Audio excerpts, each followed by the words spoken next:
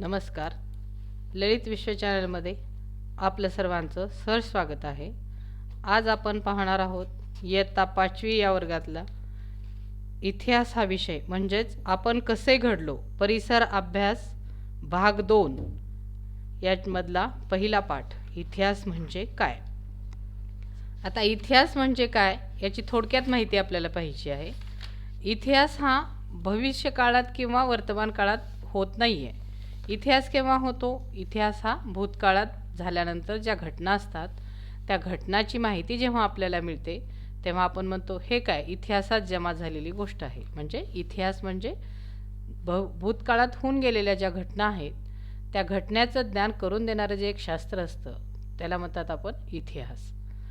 आता या पाठामध्ये आपल्याला पाहायचं आहे इतिहासामध्ये काय काय आहे झाले हे पाहायचं आहे. त्यात पहिला पॉईंट आहे 1.1, इतिहास म्हणजे भूतकाळातील घटनाचे ज्ञान करून देणारे शास्त्र आहे. दुसरं आहे 1.2, इतिहासाची शास्त्रीय पद्धत. यानंतर आहे 1.3, इतिहास आणि आपण. आणि 1.4 मध्ये पाहायचं आहे आपल्याला भूतकाळ आणि भविष्यकाळ. या 4 पॉईंट पाहिल्यानंतर आपल्या लक्षात येईल की इतिहास म्हणजे काय हे आपल्याला यामध्ये समजेल. तर यात चला सुरुवातीला आपण पाहू. यामध्ये 1.1, इतिहास हे भूतकाळातील घटनाचे ज्ञान करून देणारे शास्त्र आहे. मी आत्ताच सांगितलं तुम्हाला इतिहास हा भूतकाळात होत असतो आणि त्याची माहिती आपल्याला वर्तमान काळात किंवा वर्तमान काळात मिळत असते. तर ती वर्तमान काळात ती भूतकाळातली माहिती समजून घेण्याचं कुठलं शास्त्र आहे ते आपण आता थोडक्यात पाहणार आहोत. आता गेल्या वर्षी 4थ्या इयत्तेत आपण छत्रपती शिवाजी महाराजांचे चरित्र आणि त्यांचे स्वराज्य स्थापनाचे कार्य याचा अभ्यास केला. बरोबर आहे. गेल्या वर्षी चौथीमध्ये आपण काय शिकलं की छत्रपती शिवाजी महाराज यांनी कोणते किल्ले जिंकले, यांचं चरित्र, यांचा जन्म कधी झाला, त्यांनी कसं स्वराज्याची स्थापना केली, या सगळ्या गोष्टीची माहिती आपण चौथीच्या इतिहासामध्ये पाहिलो. मग आता शिवाजी महाराजांचा जन्म केव्हा झाला, की शिवाजी महाराजांच्या जन्मापूर्वीचा काळ कोणता होता, तो किती वर्ष जुना काळ आहे, ह्या सगळ्याची माहिती यामध्ये दिलेली आहे. शिवाजी महाराजांच्या जन्मापूर्वीचा काळ म्हणजे आजपासून सुमारे 400 वर्षापूर्वीचा काळ. यालाच आपण काय म्हणतो, 400 वर्ष जुना किंवा 400 वर्षापूर्वी होऊन गेलेला काळ असेही आपण म्हणू शकतो. तर बघा यामध्ये त्यांनी काय सांगितलं आहे की शिवाजी महाराजांच्या जन्मापूर्वीचा काळ, त्यांनी ज्यावेळेस जन्म झाला त्यावेळेसपासूनचा त्यांचा काळ आत्तापर्यंत म्हणजे किती जुना काळ झाला, आपण म्हणतो साधारणतः 400 वर्ष झाले. कोणी म्हणतंय की 400 वर्षाचा जुना काळ झाला, कोणी म्हणतो 400 वर्षापूर्वी होऊन गेलेला काळ. प्रत्येकाची भाषा बोलण्याची पद्धत ही वेगवेगळी असते. पण यातून काय सिद्ध होतं, तरी हा काळ जुना झाला आहे. म्हणजे या काळामध्ये काय म्हणतो आपण, हा कोणता काळ आहे, भूतकाळ. आता काळाचे प्रकार आपल्याला माहिती आहेत. काळाचे 3 प्रकार आहेत, वर्तमान काळ, भूतकाळ, भविष्यकाळ. वर्तमान काळ म्हणजे जे चालू काळ आहे त्याला वर्तमान म्हणतात. जी घटना होऊन गेली ती इतिहासात जमा झाली त्याला म्हणतात भूतकाळ. आणि जी घटना यायची आहे, भविष्यात जी घटना येणारी आहे त्याला आपण म्हणतो भविष्यकाळ. तर आता काय झालंय, आपण व्यवहाराच्या सोयीसाठी काळाच्या वेगवेगळ्या पद्धतीचे भाग पाडतो.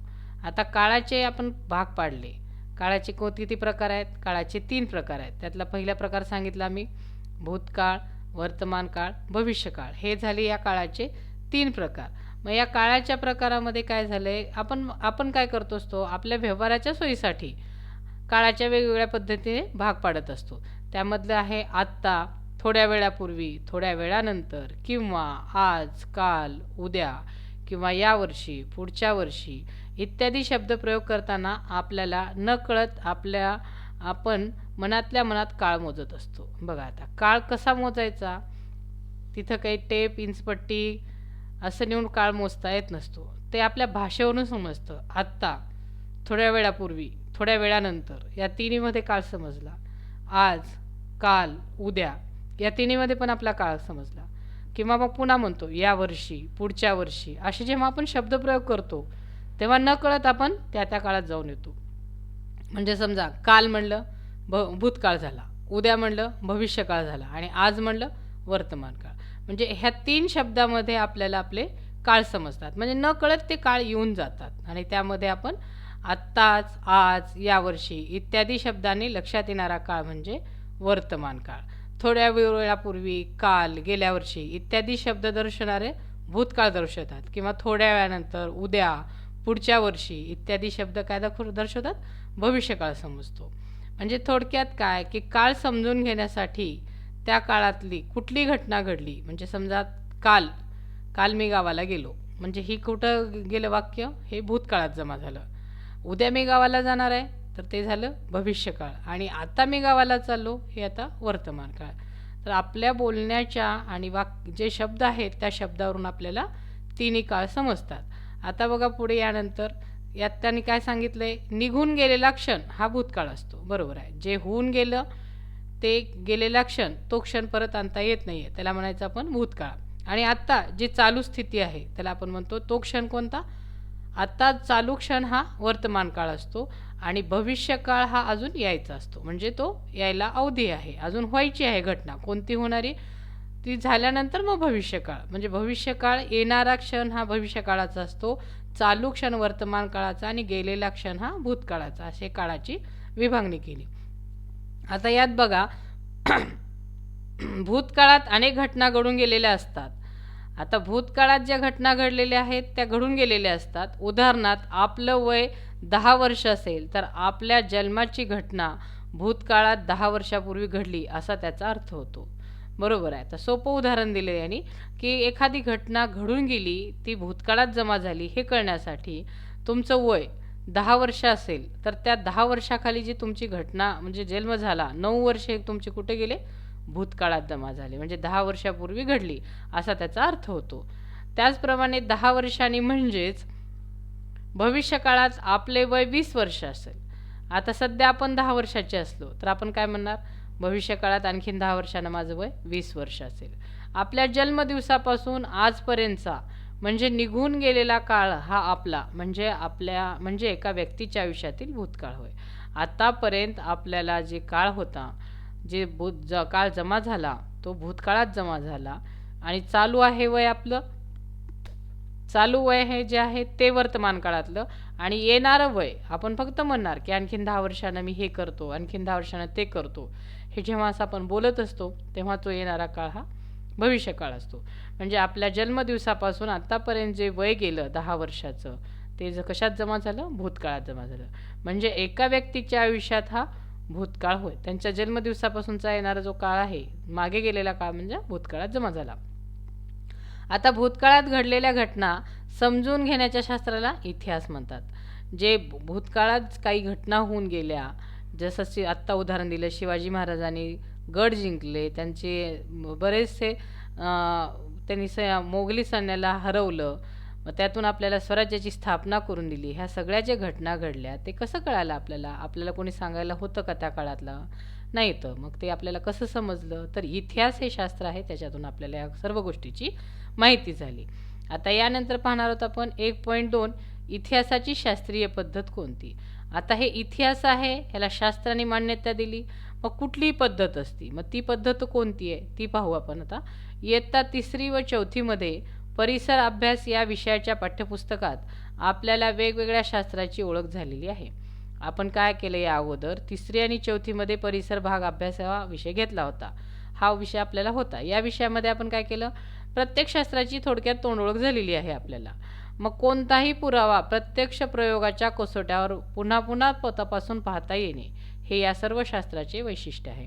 आता शास्त्र म्हणलं की काय आलं, की त्या शास्त्रामध्ये असं असतं की तुम्हाला कोणता पुरावा मिळाला आहे, काय पुरावा आहे, त्याच्यात प्रत्यक्ष अप्रत्यक्ष प्रयोग करून त्याच्यावर पुन्हा पुन्हा तपासून बघायचं, हे प्रत्येक शास्त्राचं एक वैशिष्ट्य असतं. मग प्रत्येक पुरावा वेगवेगळ्या कसोटीवर तपासून तो विश्वास ठेवण्याजोगी आहे का नाही हे ठरवण्याच्या पद्धतीलाही शास्त्रीय पद्धत म्हणतात. आता एखादी पुरावा आपण गोळा केला, मग तो पुरावा विश्वास ठेवण्याजोगी आहे का नाही. मी उदाहरण तुम्हाला एकच दिले, शिवाजी महाराजांनी किल्ले जिंकले, याचे पुरावे आहेत आपल्याला. सिंहगड आहे, सज्जनगड आहे, असे बरेच गड आपण पाहिलेत. मग ते गड पाहिल्यानंतर आपण विश्वास ठेवू शकतो की नाही, खरंच बाबा शिवाजी महाराजांनी हे किल्ले जिंकलेले आहेत, मग ते विश्वास ठेवण्याजोगी आहे का नाही आहे हे पाहण्याची जी पद्धत आहे त्याला आपण काय म्हणतो, शास्त्रीय पद्धत असे आपण म्हणतो.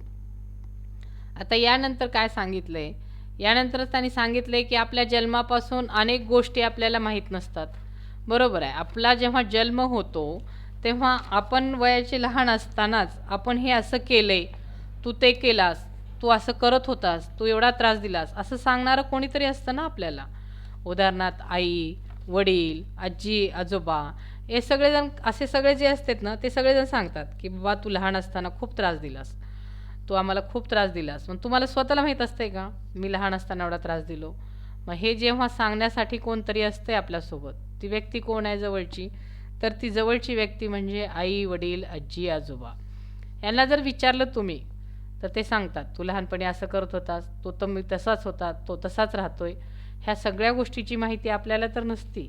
मग ही सगळी माहिती आपल्याला कोण देत असतं? आपले घरचे आई वडील देत असतात. तर बघा त्यांनी त्यात काय सांगितलं आहे आता, की आपल्या जन्मापासूनच्या अनेक गोष्टी आपल्याला माहीत नसतात.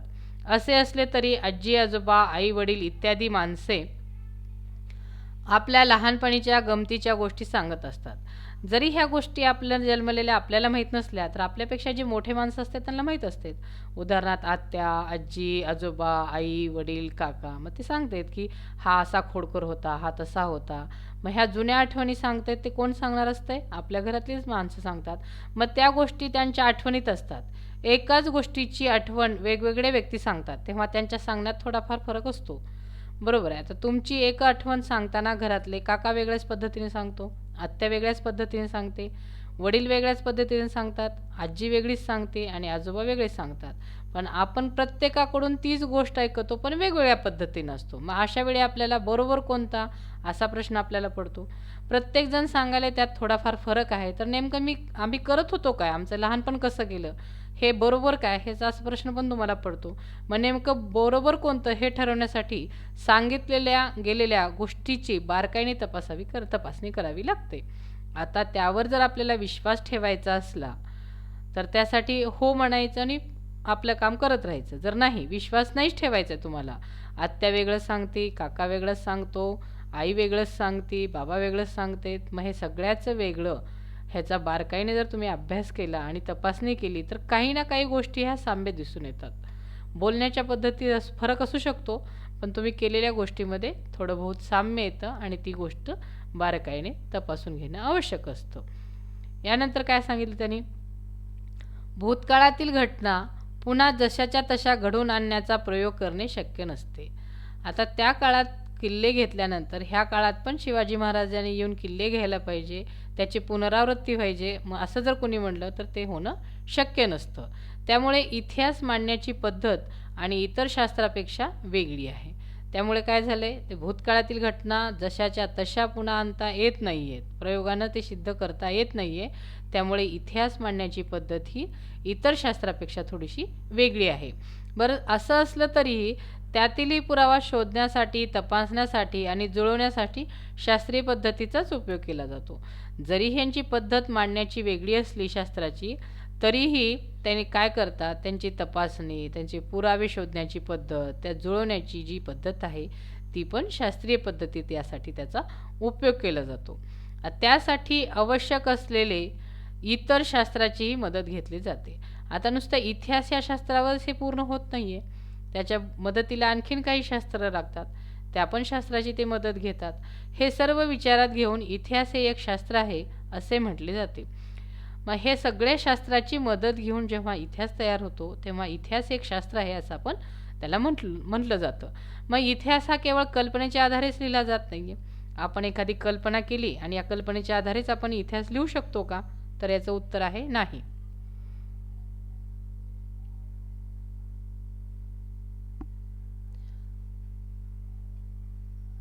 तर याचं उत्तर आहे नाही. तर यामध्ये बघा, आता इथं त्यांनी चित्र दाखवलं आहे. या चित्रामध्ये भांडी, नाणी, ताम्रपट आणि ग्रंथ व हस्तलिखित हे जे आहेत ना, हे सर्व काय तर इतिहासाची साधने आहेत. तर प्राचीन वस्तू, शिल्प, भांडी, नाणी, कोरीव लेख, ताम्रपट, ग्रंथ, हस्तलिखित, लोकांच्या स्मरणात असलेल्या कथा कहाण्या, लोकगीते इत्यादींना इतिहासाची साधने असे म्हणतात. आता इतिहासाची साधने काय, तर ती इतिहासाची साधने इथं वर दिलेली आहेत, चित्र तुम्हाला मी दाखवली. ही भांडी इतिहास काळातली भांडी आहेत, हे नाणी त्या काळातली, हे ताम्रपट म्हणजे लिखाणाचं साहित्य आहे, आणि हे ग्रंथ व हस्तलिखित. त्यावेळेस आपल्यासारखे असे कॉम्प्युटरचे छापील नव्हते, हाताने लिहिलेले हे ग्रंथ आहेत. मग हे प्राचीन वस्तू आहेत, वास्तू आहेत, शिल्प, भांडी, नाणी, कोरीव, लेख, ताम्रपट, ग्रंथ, हस्तलिखित हे सगळं लोकांच्या स्मरणात राहिलं. त्यांनी काही कथा कहाण्या ऐकल्या, काही लोकगीत ऐकले. हे सगळे जेव्हा एकत्र जमा झालं, त्या सगळ्यांना काय म्हणतो आपण, ही सगळी इतिहासाची साधने आहेत असं आपण म्हणू शकतो. मग या साधनाचे भौतिक आणि लिखित आणि मौखिक असे 3 प्रकार पडले. मग भूतकाळात नेमकं काय आणि कसं घडलं याचा शोध घेण्यासाठी या साधनामधून मिळणाऱ्या पुराव्याच्या खरा खोटेपणाची कसून तपासणी केली जाते. म्हणजे आता 3 प्रकार परत या साधनात पडले, जे भौतिक आहे, जे लिखित आहे आणि काही मौखिक आहे, असे 3 प्रकार झाले. यामध्ये आपण काय म्हणलं, भूतकाळात नेमकं काय घडलं, कसं घडलं याचा शोध घेण्यासाठी या साधनामधून मिळणाऱ्या पुराव्याच्या खरे खोटेपणाची कसून तपासणी केली जाते.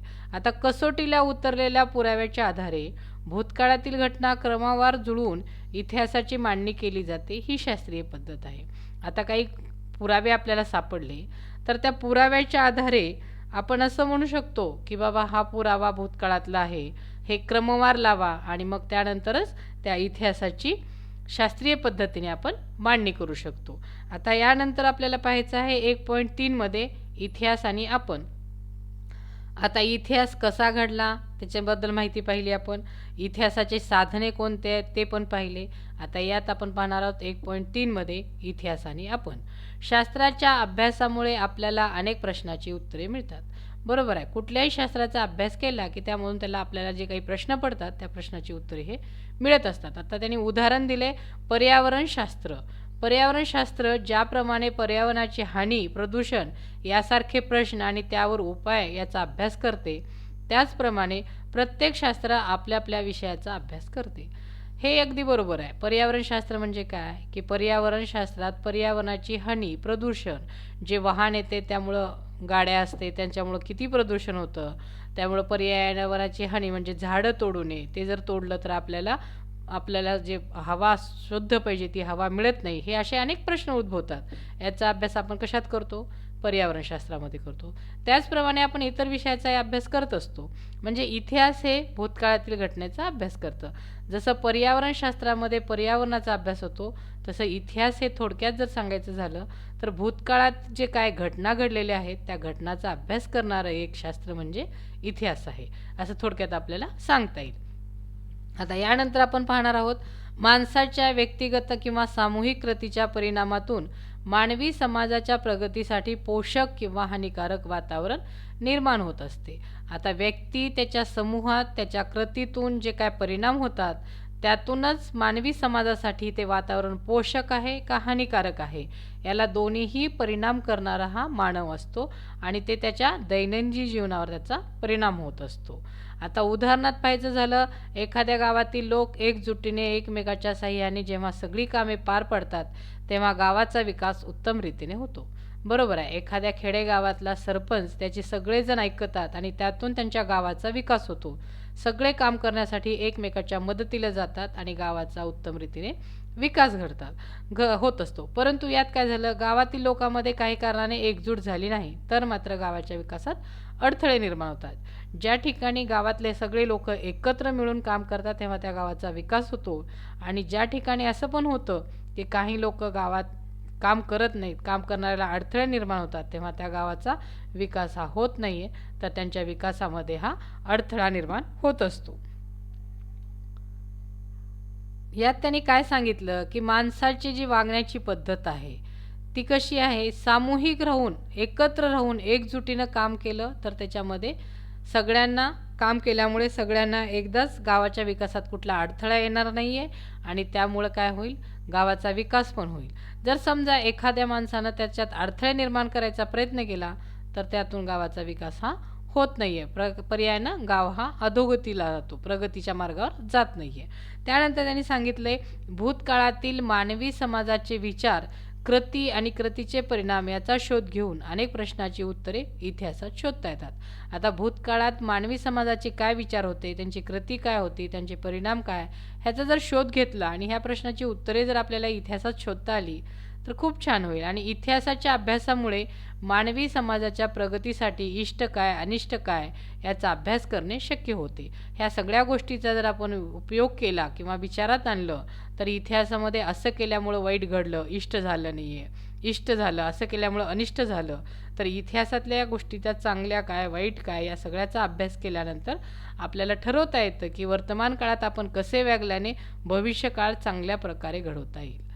आपण म्हणतो की बाबा आपण चांगलं वागलं तर सगळंच चांगलं होतं. त्याच्यासाठी आपण भूतकाळात कसं वागलं, वर्तमान काळात कसं वागलं आणि भविष्यकाळात त्याचा फायदा काय होणार आहे, या सगळ्या गोष्टीचा विचार आपल्याला या काळामध्ये करावा लागतो. मग हेही इतिहासाच्या अभ्यासातून समजते.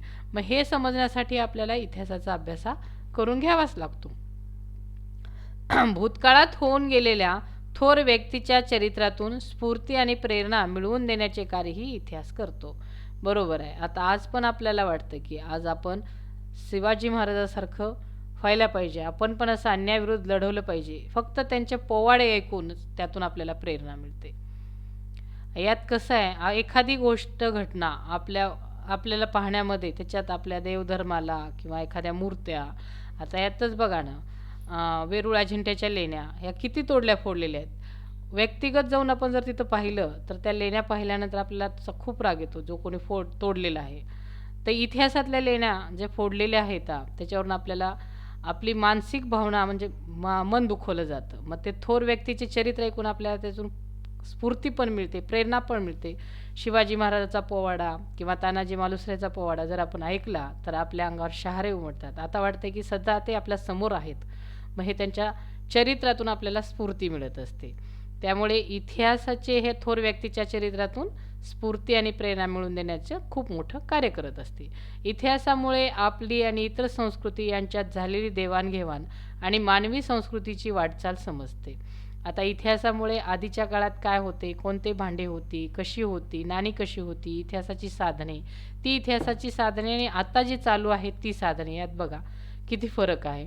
मग ती संस्कृतीने त्यांची देवाणघेवाण होते आणि मानवी संस्कृतीच्या विकासाची वाटचाल समजते.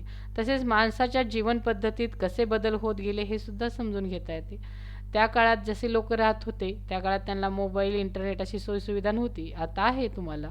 मग या सगळ्या गोष्टीची विचार देवाणघेवाण ही माणसाच्या जीवन पद्धतीत बदल हे सुद्धा या इतिहासामुळे होत असते. आता बघा, सगळा इतिहासासारखाच नसतो. प्रत्येक गावचा, जिल्ह्याचा, राज्याचा, देशाचा स्वतंत्र इतिहास असतो. प्रत्येकाचा इतिहास हा वेगवेगळ्या स्वरूपाचा असतो. प्रत्येक गावाचा, जिल्ह्याचा, राज्याचा, देशाचा स्वतंत्र इतिहास असतो. तसेच पृथ्वीवरील डोंगर, जलाशय, प्राणीसृष्टी, मनुष्य या सर्वांचा स्वतंत्र इतिहास असतो. सगळ्याचा इतिहास हा सारखाच नसतो. प्रत्येक शास्त्रालाचाही स्वतःचा इतिहास असतो. त्यांच्या आधारे मानवी संस्कृतीत महत्त्वाचे बदल घडवून आणणारे अनेक शास्त्रीय शोधाची आणि ते शोध लावणाऱ्या शास्त्रज्ञाची माहिती आपल्याला मिळते. आता ह्या प्रत्येक शास्त्राचा कोण्या शास्त्रज्ञांनी शोध लावला, कसा लावला, त्याच्यात बदल कसे घडले, ह्या सगळ्या शास्त्राची शोध आणि शोध लावणाऱ्या शास्त्रज्ञाची माहिती या इतिहासामध्ये आपल्याला मिळत असते. आता यानंतर आपण पाहणार आहोत 1.4 भूतकाळ आणि भविष्यकाळ. याआधी मी 3 काळ सांगितलं, वर्तमान काळ, भूतकाळ, भविष्यकाळ. मग यामध्ये पाहायचं आहे आपल्याला भूतकाळात काय घडलं आणि भविष्यकाळात काय होणार आहे. यामध्ये आहे भूतकाळ, वर्तमान काळ आणि भविष्यकाळ हे विविध घटनांच्या अखंड साखळीने जोडलेले असतात. आपण एखादी साखळी घेतो, गळ्यात एखादी चैन घालतो, ती एकाच ह्याच्यात अडकलेली असते, जॉईंट करून आपण घालत असतो. ती पूर्ण एक साखळी तयार होते, नंतर आपण ती गळ्यात घालतो. जशी ती साखळी एकमेकावर अवलंबून असते त्याचप्रमाणे भूतकाळ, वर्तमान काळ आणि भविष्यकाळ हे रुटीननं चालणारी 3 प्रकारची एक थोडक्यात साखळी आहे. आता यात उदाहरण सांगायचं झालं तर स्वातंत्र्य मिळवण्यासाठी भारतीयाने इंग्रज सरकारविरुद्ध लढा दिला, ही एक ऐतिहासिक कृती आहे. बरोबर आहे. जेव्हा भारताला स्वातंत्र्य मिळायचं होतं तेव्हा स्वातंत्र्य मिळवण्यासाठी भारतामध्ये जे काही लोक होते त्यांनी इंग्रज सरकारविरुद्ध लढा दिला आणि त्यात त्यांनी एक ऐतिहासिक क्रांती घडवली आणि यातून त्यांनी आपल्या देशाला स्वातंत्र्य मिळवून दिलं. त्यामुळे काय झालं आपल्याला, त्यामुळे 15 ऑगस्ट 1947 रोजी भारत देश हा स्वतंत्र झाला. या सगळ्यांच्या सहकार्यातून काय झालं की 15 ऑगस्ट 1947 रोजी भारत देशाला स्वातंत्र्य मिळालं. जर या सर्वांनी एकत्र मिळून जर लढलं नसतं इंग्रजाविरुद्ध तर आपल्या देशाला स्वातंत्र्य हे मिळालेलं नसतं. पण या सगळ्यांनी एकत्र येऊन जेव्हा लढा दिला तेव्हा त्या लढ्यातून 15 ऑगस्ट 1947 रोजी भारत देश स्वतंत्र झाला असे म्हणता येईल. की स्वातंत्र्यप्राप्ती ही घटना स्वातंत्र्य लढा या कृतीचा परिणाम आहे. यामध्ये काय झालं की स्वातंत्र्याचा लढा दिला आणि त्याचे परिणाम काय झाले की स्वातंत्र्याची प्राप्ती झाली हे आपण म्हणू शकतो. आपल्या आसपास घडणाऱ्या अनेक घटना अशा पद्धतीने आपण पूर्वी केलेल्या कृतीशी जोडलेल्या असतात. आता यात काय झालं, आपल्याला आपल्या आसपास काही घटना घडलेल्या असतात ज्या अशा आपल्या पूर्वी घडलेल्या असतात त्याची कृतीने एकमेकाला जोडलेले असतात. त्यामुळे आपल्याला हेही कळतं की पूर्वी केलेले म्हणजे भूतकाळातील कृतीवर भविष्यकाळ अवलंबून असते. आपल्याला काय कळतं की आपण भूतकाळात काय केलं आहे त्याच्यावरच आपलं भविष्यकाळ जर अवलंबून असलं तर भूतकाळात हे केलं बाबा मग त्याचे परिणाम पुढे भविष्यकाळात होतील का. आधीच्या काळात लोकांना एखादे अंधविश्वास ह्याच्यावर विश्वास ठेवायचे, अंधश्रद्धा. ते म्हणायचे आम्ही काही झाले कुठला रोगराई आला की देवीचा कोप झाला. खरंच देवीचा कोप झाला का. आता या काळात पण आता कोरोना चालू आहे, आपण म्हणू शकतो का की ह्या देवीचा कोप झाला, कारण आपण त्या अंधच्यावर विश्वास ठेवत नाही. आपण म्हणतो की नाही हा एक व्हायरल इन्फेक्शन आहे त्याच्यातून असा झालेला आहे, कोरोना असा आहे, कुठल्या देवीचा कोप नाही, काही नाही आहे. पण आपल्याला काय वाटतं की बाबा हे असं कसं काय झालं, एवढे दिवस काही झालं नव्हतं, एवढे दिवस आपण किती लोक एकत्र राहत होतो. पण या कोरोनानं आपल्याला शिकवलं ना की काही रोग असे पण असतात की ते माणसापासून लांब नेणारे असतात. म्हणजे बघा कुठल्याही गोष्टीची माहिती करून घेण्यासाठी भविष्यात काय होणार आहे ते भूतकाळावर डिपेंड असतं म्हणतात तसं आहे. भूतकाळात हे असं केलं कर भविष्यात काय होईल. पण आपण हे कशाच्या आधारे सांगू शकतो की इतिहासाच्या अभ्यासातून आपण शिकलेलं आहे. आता उदाहरणार्थ बघा, फार पूर्वीच्या काळी मानवाने आसपासच्या परिसरात उपलब्ध असलेल्या साहित्यातून हत्यार निर्माण करण्याची कला आत्मसात केली. आता खूप वर्षापूर्वीचा काळ आहे, त्या काळामध्ये त्यांनी काय केलं की त्यांच्याकडच्या परिसरात जे उपलब्ध आहे ते साहित्य वापरून त्यांनी काही हत्यारे आत्मसात केली. त्या साहित्यातून हत्यारे निर्माण करण्याची कला त्यांनी आत्मसात केली. अग्नीचा वापर कसा करावा हे शिकून घेतलं. अगोदरच्या काळामध्ये अग्नी जाळ कसा लावायचा हे त्यांना माहीत नव्हतं, पण त्या मानवाने काय केलं की अग्नी कसा वापरायचा ह्याचे ते शिकून घेतले. त्यानंतर त्याने पुढे चाकाचा शोध लावला, मग त्यामध्ये त्यांची प्रगती होत गेली. त्यांनी अग्नीचा वापर कसा करायचा हे शिकून घेतलं, नंतर चाकाचा शोध लावला. पुढच्या पिढीने अशा गोष्टीमध्ये भर घातला आणि मानवाच्या शारीरिक आणि बौद्धिक विकासाच्या जोडीनेच तंत्रज्ञानातही विकास होतच गेले. आता बघा त्याच्यानंतर पुढे येणाऱ्या पिढीनं आणखीन त्या गोष्टीमध्ये जोड टाकली की मानवाचे शारीरिक आणि बौद्धिक विकासाची त्याला जोड बसली आणि त्यातून त्यांनी तंत्रज्ञान विकसित केलं. म्हणजे आज जे ऑनलाईन शिक्षण होतं, आता कोरोनामुळे जे ऑनलाईन शिक्षण घ्यावं लागलं त्याच्यामध्ये मानवाची बुद्धी याच्यात प्रेरणा दिली आणि त्यातून त्यांनी तंत्रज्ञान हे पण विकसित केलं. ही प्रक्रिया अजूनही अखंडपणे सुरूच आहे. भूतकाळातील शोधाच्या आधारे पुढेचे नवीन नवीन शोध लावणे शक्य असते. आता बघा अगोदरच्या काळामध्ये कॉम्प्युटर नव्हतं, पण आता त्याचा शोध लागला आणि त्याच्या आधारे आता पुढे आणखीन काही शोध लागणार आहेत. तर या भूतकाळातील जे घटना घडलेल्या असतात त्याचा शोध घेण्याचे, त्याच्या आधारे पुढील नवीन नवीन शोध लावणे हे शक्य असते. तर या पाठामध्ये आपण काय पाहिलं तर इतिहासाचे जे साधने आहेत त्याची माहिती घेतली, इतिहासाने आपण पाहिलं, भूतकाळ आणि भविष्यकाळात काय होणार आहे याची माहिती घेतली. इतिहासाचे घटना त्याचं ज्ञान करून देणारं शास्त्र आहे. इतिहास हे कोणतं शास्त्र आहे, इतिहासाची साधने, या सगळ्या गोष्टीचा अभ्यास आपण या पाठामध्ये पाहिलेला आहे. तर आज आपण हे 5वी वर्गातील इतिहास म्हणजे काय हा परिसर भाग 2 मधला पहिला पाठ या ठिकाणी मी तुम्हाला समजून सांगण्याचा प्रयत्न केला आहे. जर हा माझा धडा शिकवलेला तुम्हाला जर आवडला असला तर माझ्या ललित विश्व चॅनलला लाईक करा, सबस्क्राईब करा, शेअर करा आणि असेच आणखीन काही व्हिडिओ पाहण्यासाठी ललित विश्व या चॅनलला सबस्क्राईब करा. धन्यवाद.